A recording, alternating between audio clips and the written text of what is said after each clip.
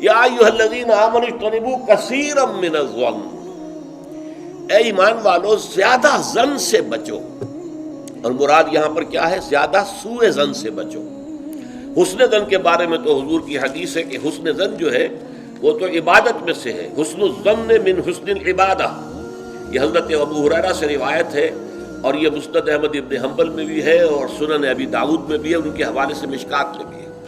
اس اعتبار سے حسن ظن تو مسلمان کا وصف ہے، سب سے حسن ظن رکھو، الا یہ کہ کوئی شخص ثابت کر دے کہ میں حسن ظن کے قابل نہیں ہوں، پھر آئندہ کے لیے محتاط رہیے آپ۔ لیکن کسی سے کوئی معاملہ شروع ہی سے بدظنی پر نہ کیجیے، سوء ظن پر نہ کیجیے۔ مجھ سے کہا تھا ایک صاحب نے جو یہاں اس وقت یہاں کا جو کونسلیٹ ہے، امریکن کونسلیٹ، اس میں پولیٹیکل سیکریٹری تھے، وہ میرے پاس آئے تھے خلافت کے بارے میں معلوم کرنے کے لیے کہ یہ خلافت کا آپ نام لے رہے ہیں، اس سے مراد کیا ہے۔ تو وہیں پھر گفتگو ہوئی کہ کانسٹیٹیوشنز کے اندر جو میکینزم رکھے جاتے ہیں، چیکس اینڈ بیلنسز، اس نے کہا ہم تو یہ سمجھتے ہیں، ہم نے اپنا دستور اس بنیاد پر بنایا ہے کہ ہر شخص چور ہے، ہر شخص بے ایمان ہے، اور ہمیں اس کا سدباب کرنا ہے۔ بڑے سے بڑا آدمی ہو، بڑا نیک ہو، ایماندار ہو، اس کے بے ایمان ہونے میں دیر نہیں لگتی۔ لہذا ہم نے تو اپنا دستور بنایا ہے کہ ہر جگہ پر چیکس ہوں، بیلنسز ہوں، اور کہیں بھی اختیار جو ہے اتنا نہ ہو جائے کہ کوئی شخص اگر بگڑ جائے تو اس کے ہاتھوں جو ہے وہ قوم کی اور ملک کی اور پوری ریاست کی مٹی پلید ہو جائے۔ یہ اسلامی اصول نہیں ہے۔ اسلامی اصول یہ ہے ابتداءً آپ کا معاملہ کسی سے بھی ہو حسن ظن کی بنیاد پر ہوگا، لیکن یہ کہ اگر اس نے آپ کے حسن ظن کو زخم پہنچائی، ٹھیس پہنچائی، ثابت کر دیا کہ میں حسن ظن کے قابل نہیں ہوں، تو اب آپ سوء ظن معاملہ کر سکتے ہیں۔ الحزم فی سوء الظن، یہ کہاوت ہے۔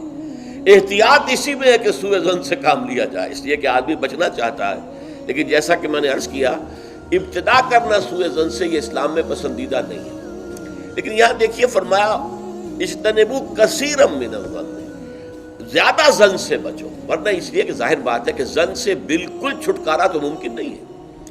پچھلی نشست میں ایک صاحب نے سوال کیا تھا کہ شک میں اور ظن میں کیا فرق ہے؟ شک یہی ہے کہ ایک انسان کے بارے میں انسان سوچے کہ کہیں یہ کام نہ کر بیٹھے، میں اعتماد تو کر رہا ہوں، کہیں یہ میرے اس اعتماد کو ٹھیس نہ پہنچائے۔ اور سوء ظن جو ہے وہ یہ ہے کہ انسان جو ہے بغیر کسی اسباب کے، بغیر کسی عوامل کے، کوئی سرکمسٹانشل ایویڈنس نہیں ہے اور خامخواہ کسی کے بارے میں برا ظن قائم کر کے بیٹھ جائے۔